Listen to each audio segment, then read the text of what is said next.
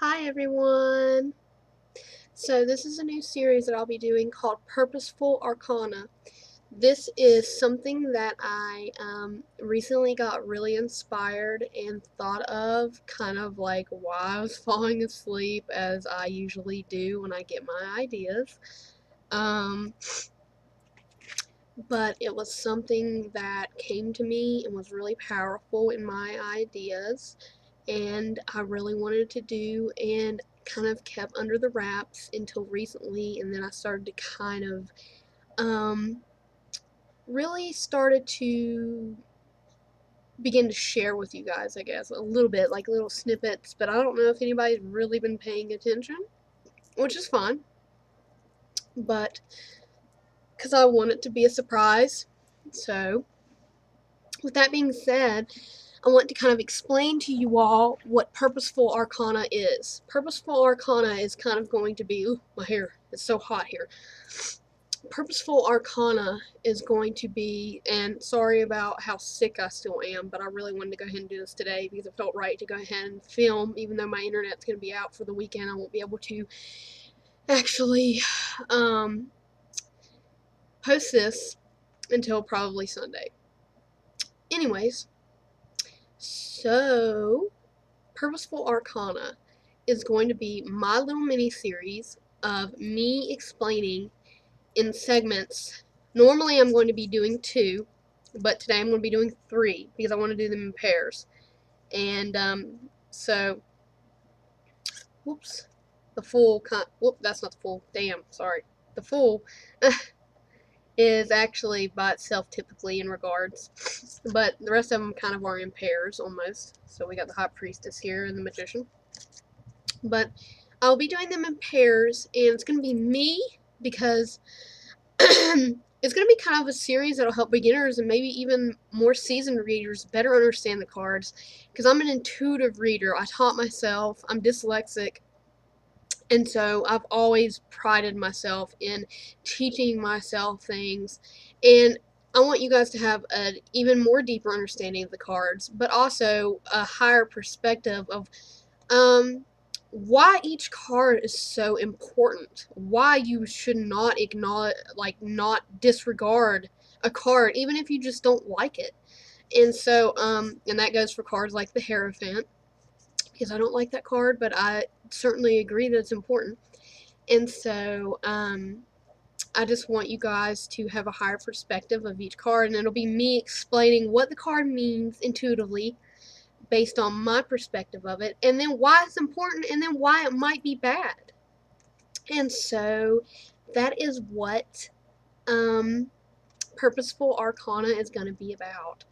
And I hope you guys enjoy it, because I was really excited to make this, and it's important to me, and it's going to be fun for me. I hope that you guys enjoy it.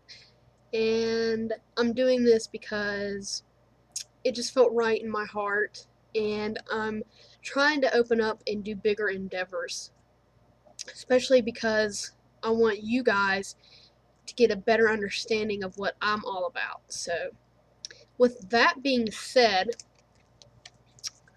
also with something else that's going to be cool about this is that I'm going to be able to display decks that I have, and today we'll be working with the Nomad. So, woo, Fool, the High Priestess, and the Magician. So, you'll be getting to see a display of a whole array of decks too, because with each segment I'll be doing different decks. And I'll probably also bring a different crystal in each deck too. Today, I have my little highlight sphere. So, this is my newest baby, and Howlite is wonderful for calming and bringing clarity to your emotions. Just what I need right now. Let me get a minute to breathe here, because I cannot. But still, regardless, hopefully you guys can understand me, and I wanted to make this. So,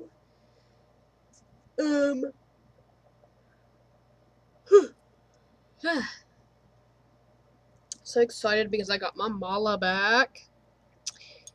And Sasha is so wonderful because it's knotted with this beautiful little purple cord. I don't know if you can see it or not, but it's beautiful. And that's Empress period mala. Or maybe it's malas. No, I'm sorry. Ooh, Empress Moon. Empress period Moon. And she is amazing. So, with that being said, guys, I'm going to go ahead and dive in. So, what we'll be looking at when I do this for you guys is that we're going to have these cards, and it's going to just be 2 from now on after this one, because I don't want these to be very long. I want these to be little mini sessions, basically. So, let's go ahead and dive in. Full, 0, the beginning of the journey.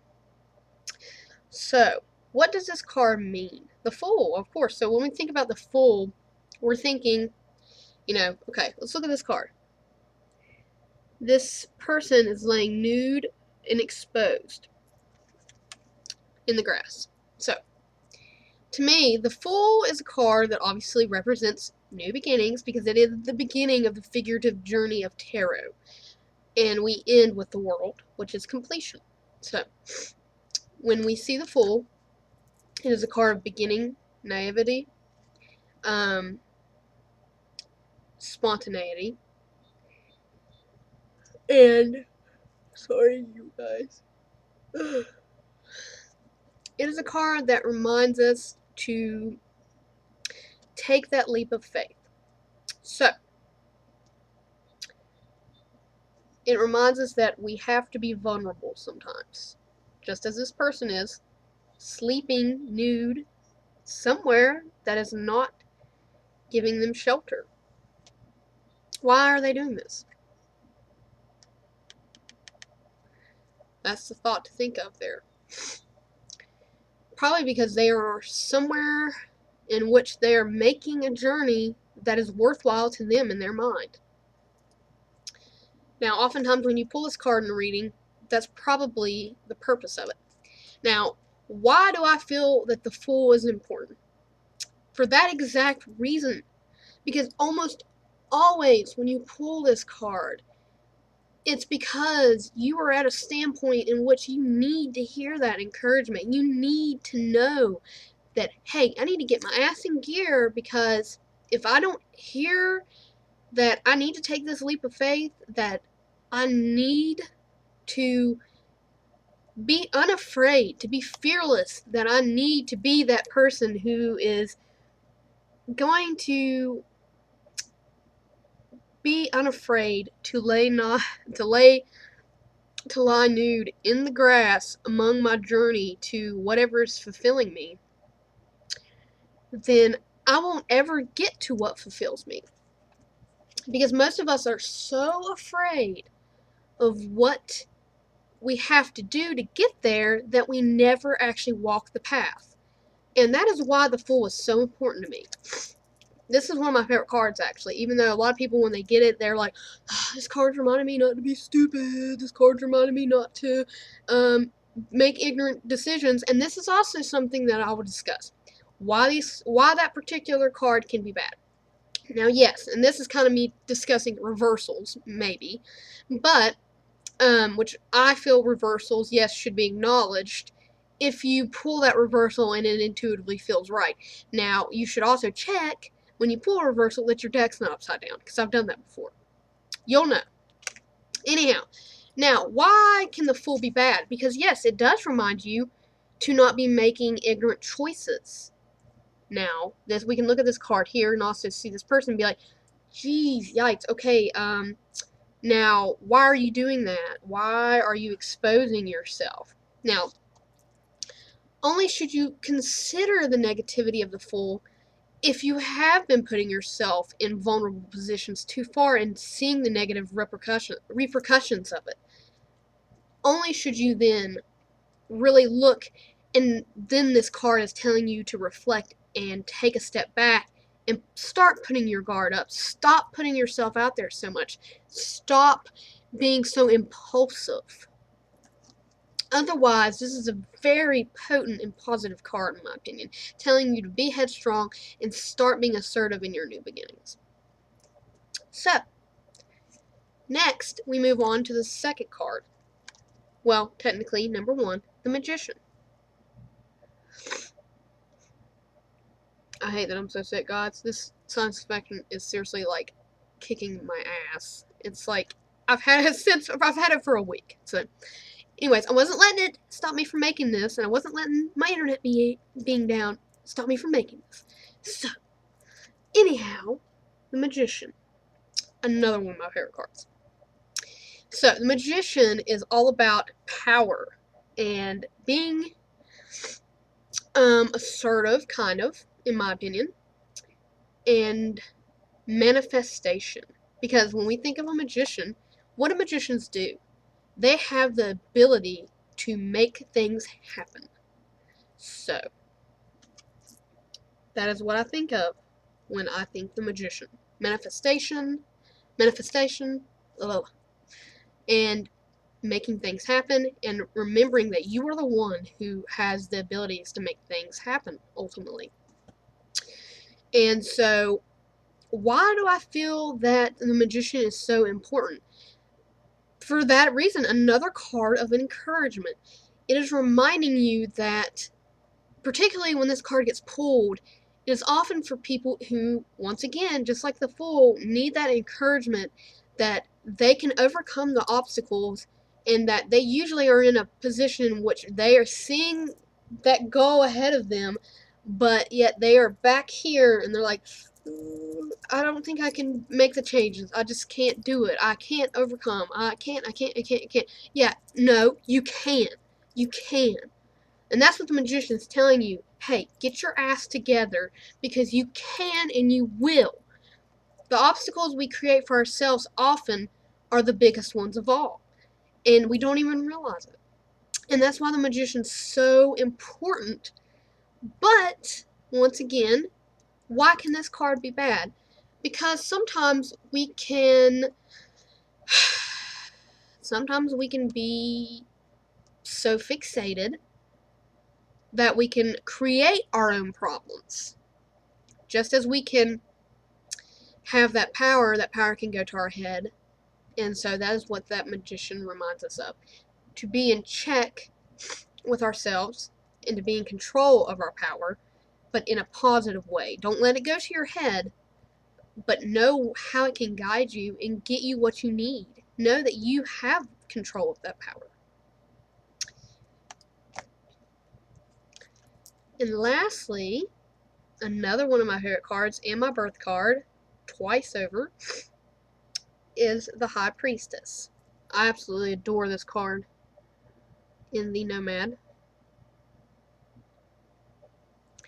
Okay, so what does the High Priestess mean to me? The High Priestess to me is almost like the guidance counselor, and it's why it resonates to me so much, because she is the one who has the energies turned inward. It represents our inner spirituality. It represents higher awareness. As you see, she looks like she's in a state of meditation, and in that state of meditation, there seems to be what I consider these higher consciousness thoughts, what these moths mean to me. And so, in that, others gravitate to that. They gravitate to this sort of delicious wisdom that they see emitting from the High Priestess. And so, why do I feel the High Priestess is important? Because she reminds us that we need to tap into that inner collective, the one that guides us upper. She reminds me of our crown chakra. And why it's so important, because to me the crown chakra is one of the most neglected, because yes, spirituality is important to most people, but not in the way that it should be. We're like, yes, I love my spirituality, but we seldom make time to actually prioritize it. Like, I can even attest to that, because I'm like, I love my spirituality. I do, but sometimes I have a hard time making time to meditate and actually truly connect to my spirituality. This is what the High Priestess reminds us, that we need to shut down sometimes and shut up and truly withdraw within. Just kind of like shh and collect. Because there's so much to be gained from being quiet, truly. Mentally, emotionally, and just listening, reflecting. And that's what she reminds me of and why she's so important. Now, why can she be bad? Because she reminds us that sometimes some of us withdraw so much that we kind of forget to come back out. And that's not good either. And I can attest that I've done that as well too. You can't go within and then stay there, because that's when you become closed off, then you are doing yourself a huge disservice, because then you are no longer allowing yourself to be receptive to the wonderful energies the universe is trying to bring to you. And then you're no longer extending your wonderful energies. And then you're doing yourself that disservice, like I said, by no longer allowing yourself to have that harmony and balance that is so essential to having happiness. Like, it helps you in your happiness, because balance is so beneficial, and so many of us live in such a state of chaos, and being withdrawn is one of the biggest ways that you can quickly go into a state of chaos. And so, with that being said, to give you guys a quick summary, new beginnings, but also reminds you to be aware of how naive you truly are being. The Magician reminds you that you have all the power to manifest your goals, but you have to make sure that you are in check with that power. And lastly, the High Priestess reminds you to turn your energies inward, but not so far that you don't come back out. I hope that this first video is something that you guys truly enjoy, because it's coming from my heart, and it was really important for me, and I had a lot of fun doing it and thinking about it and just churning it over and over and over until I was ready to get it out to you guys. So I can't wait to do the next one, which will be, I believe, the Emperor and the Empress, which are two favorite cards, and they're dynamic together. And just really hope you guys enjoy it. So, namaste.